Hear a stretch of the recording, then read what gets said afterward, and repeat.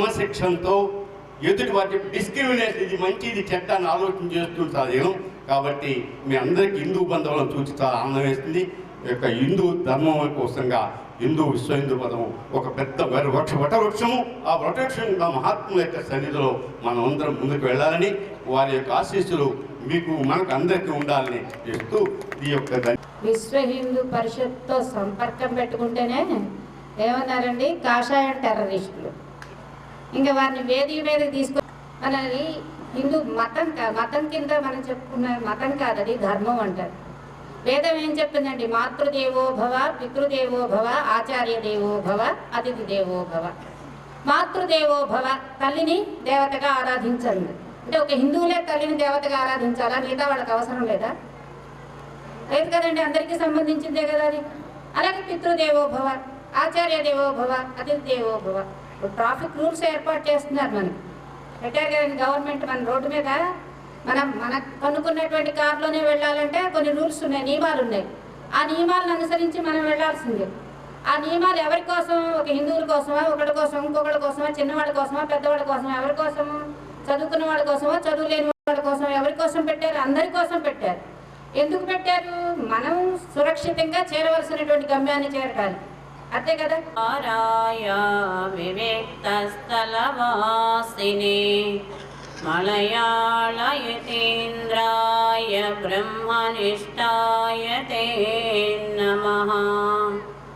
ఓం బ్రహ్మానందం పరమసుఖదం కేవలం జ్ఞానమూర్తిం ద్వంద్వాతీతం గగనసదృశ్యం తత్వమస్యాదిలక్ష్యం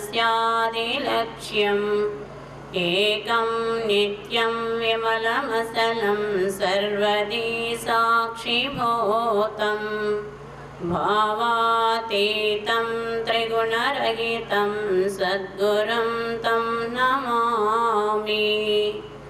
ఓం శ్రీ విద్యాం జగతాం ధాత్రీ స్వర్గస్థితిలయేశ్వరీ నమామి లలితా నిత్యా మహాత్రిపుర సుందరీ. అఖిలాంధ్ర సాధు పరిషత్తు అధ్యక్షుడైనటువంటి శ్రీ శ్రీ శ్రీ శంకరానంద స్వామి వారికి నమస్కరిస్తూ, అలాగే కార్యదర్శి అయినటువంటి శ్రీ హరితీర్థ స్వాముల వారికి నమస్కరిస్తూ, ఈ పూట సభాధ్యక్షులైనటువంటి మాతా శ్రీ పరావిద్యానంద స్వామి వారికి నమస్కరిస్తూ, వేదికను అలంకరించినటువంటి స్వామీజీలకి, మాతాజీలకి, మాతాపితృస్వరూపులైనటువంటి మీ అందరిలో వెలుగుతున్నటువంటి ఆ పరమాత్మ చైతన్యానికి నమస్కరిస్తూ, మయ్యావేశ్య మనో ఏ మాం నిత్యయుక్తా ఉపాసతే శ్రద్ధయా పరయోపేతా తే మే యుక్తతమా మతాః. నా యందు మనస్సు నిలిపి ఎడతెగనైనటువంటి భక్తి చేత ఎవరైతే నన్ను ఉపాసిస్తారో అటువంటి భక్తులు, అటువంటి వారు మహాయోగులని చెప్పబడతారని చెప్తున్నారు. ఎవరు నా యందు మనస్సును నిలిపి ఆ పరమాత్మ యందు మనస్సును నిలుపుతారో, ఆ మనస్సు నిలవాలంటే ఏం చేయాలి? మనందరం సద్గురువుని ఆశ్రయించాలి. ఆ సద్గురువుని ఆశ్రయించినట్టయితే ఆ వేదాధ్యయనాన్ని చక్కగా మనకు నేర్పి ఆ వేదంలో ఉన్నటువంటి సారాన్ని, ఆ పరతత్వాన్ని మనకి చక్కగా తెలియజేస్తూ అటువంటి సద్గురువుని ఆశ్రయించినట్టయితే మనం ఎటువంటి భక్తి చేత అనన్యాసింత ఎంతో మాం ఏ జనా పర్యుపాసతే, అనన్యమైనటువంటి చింతనతో ఎడతెగనటువంటి ఆ పరమాత్మ యందు భక్తి చేత ఎవరైతే ఆ ఉపాసిస్తారో ఆ సద్గురువుని ఆశ్రయించినట్టయితే వారు ఆ పరతత్వాన్ని మనకు తెలియజేస్తారు. ఏ విధంగా? ఒక గురువు గారు శిష్యులు ఉన్నారట. ఆ స్వామి హరి ఓం తత్సత్. ఓం ప్రార్థన భగవంతుడు మనసులోనే క్లుప్తంగా భగవంతుడిని స్మరించుకోవాలి. మనకు గంట టైం ఉందనుకోండి, హ్యాపీగా మనం అన్ని పారాయణలు చేసుకోవచ్చు. అదే ఒక 5 నిమిషాల్లో మనం బయటకు వెళ్ళిపోవాలనుకోండి, అప్పుడు ఏం చేస్తాం? అన్ని పారాయణలు కూర్చుంటే అక్కడ బస్సు ఎట్టుకుంటుంది. కాబట్టి క్లుప్తంగానే ముగించుకోవాలి. మంచి విషయాన్ని చక్కగా చెప్పింది. యోగులు ఎవరు అని అంటే భగవంతుడిని నిరంతరము ఆరాధన చేసేవాళ్ళు, మనసులో ఉపాసన చేసేవాళ్ళు, తన హృదయంలో స్థిరంగా నిలుపుకున్న వాళ్ళు ఎవరో వాళ్ళు అనమాట. అంటే దీనికి భక్తికి ధ్యానానికి భగవంతుడు భగవద్గీతలో చెప్పినట్లుగా సమం కాయం శిరోగ్రీవం అన్నట్లుగా అందరూ కూడా దయించి వెనుపూస మెడ శిరస్సు తిన్నగా ఉంచుతూ దైవభావంతో దీర్ఘంగా ఓంకారాన్ని ఉచ్చరించండి. ఓ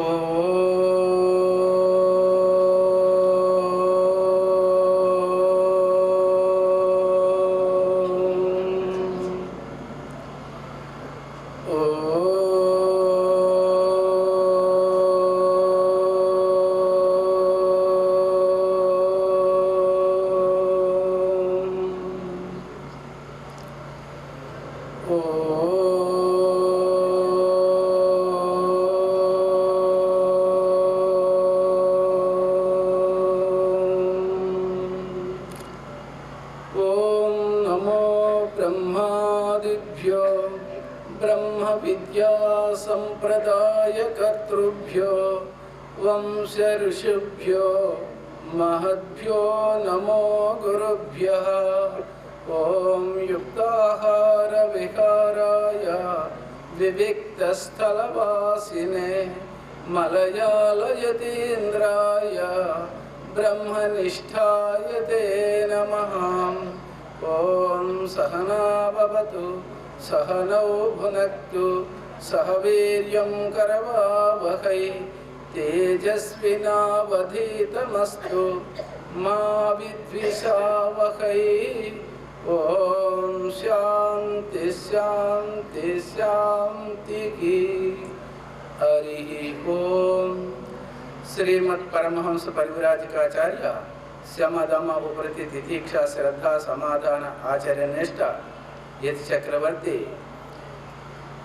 శ్రీ అఖిలాంధ్ర సాధు పరిషత్తు అధ్యక్ష శ్రీ శ్రీ శ్రీ శంకరానందగిరి స్వాముల వారి శంకరానందగిరి స్వామి పాదాః ఏవం మంచస్థ విరాజమానాః త్యాగమూర్తాః తపోధనాః అధ్యక్ష సహిత సంత బృందాః పాదాః ఏవం సభాస్థలే విరాజమానాః భక్త బృందాశ్చ ఏవం సభాయే నమః.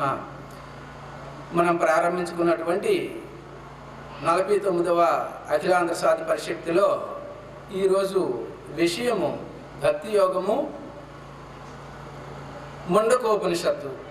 ఈ రెండింటిలో దేనిపైన చెప్పొచ్చు, లేకపోతే రెండింటిని సమన్వయం చేసేయని కూడా చెప్పొచ్చు. ఇది విషయం అన్నమాట.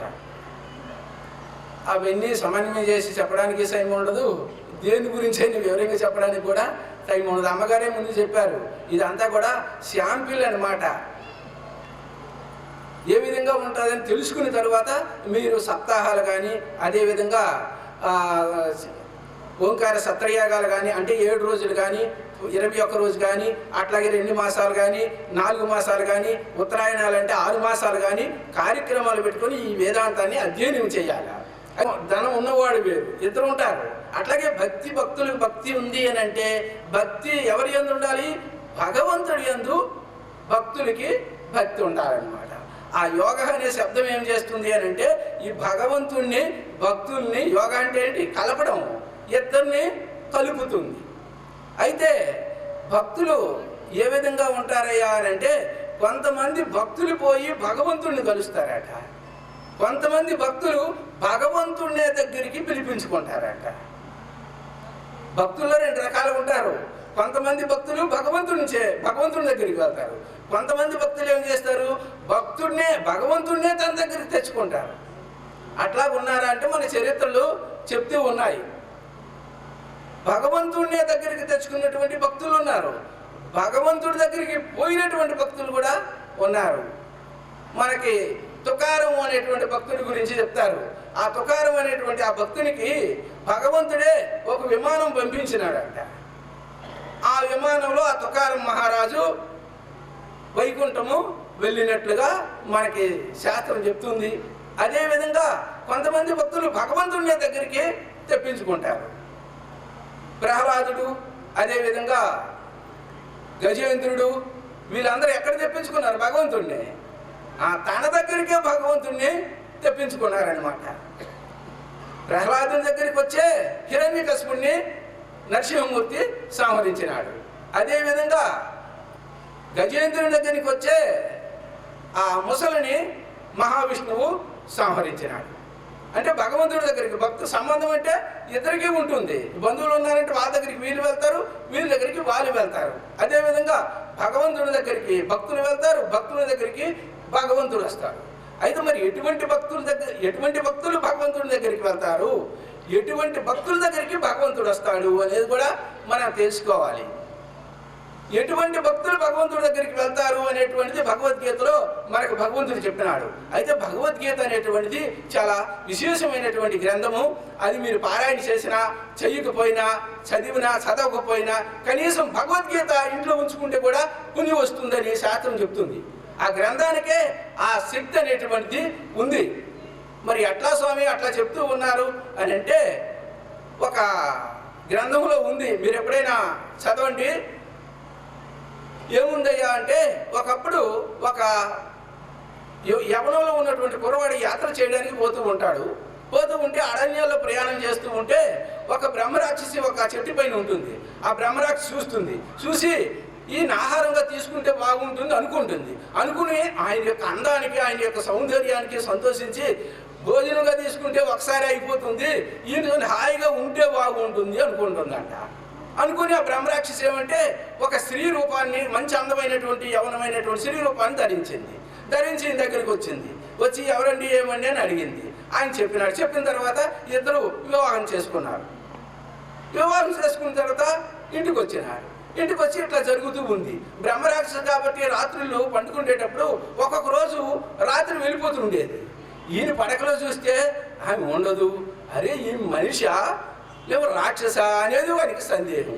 ఈ విధంగా ఉండేటప్పటికీ ఆయనకి ఆ సందేహం ఉన్న తర్వాత ఇట్లా జరుగుతుంటే ఒకసారి ఆమె ఏం చెప్తుందంటే భర్త గారిని సామాను తీసుకురమ్మంటే ఆయన అన్ని పప్పులు ఉప్పులు అన్ని కట్టి తీసుకొని వచ్చాడనమాట.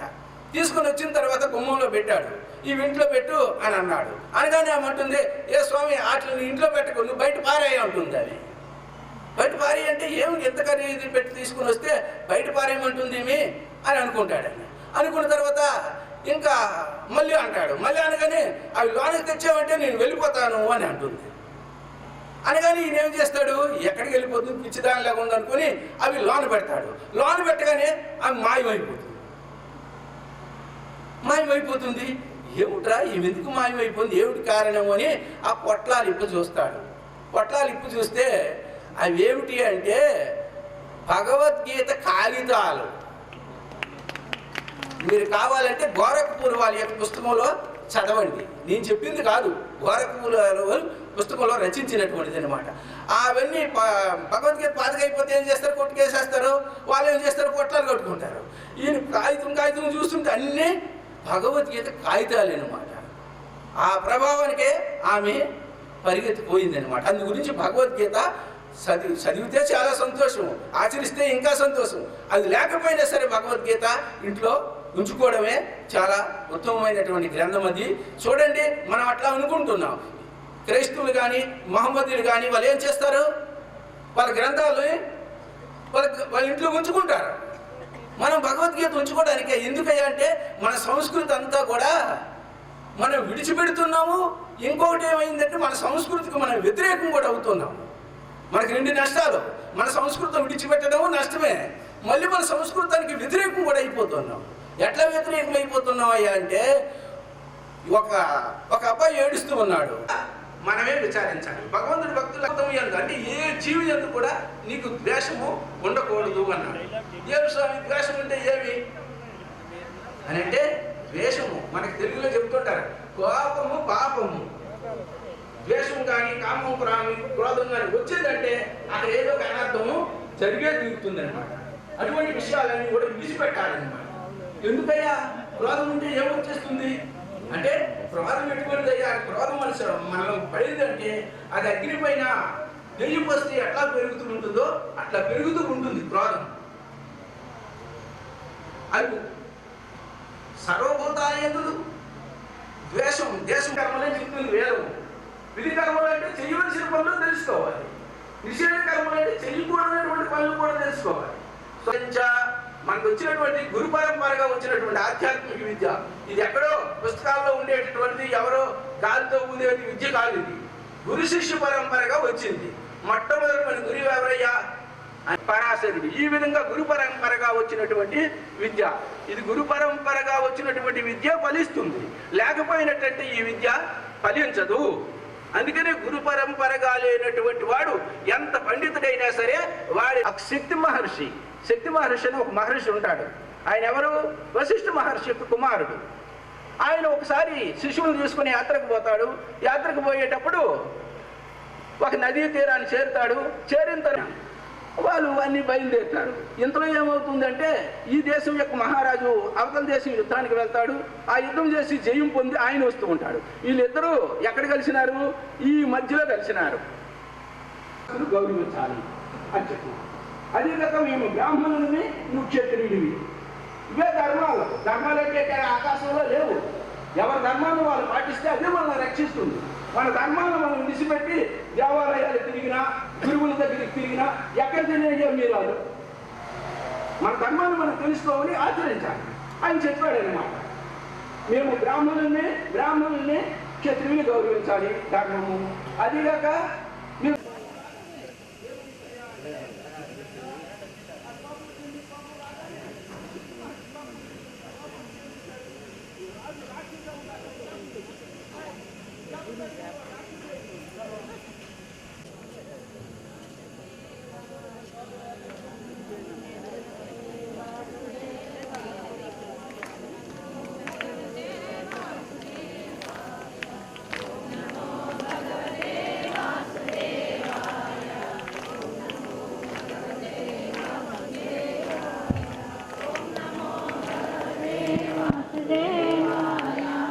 హరి ఓం.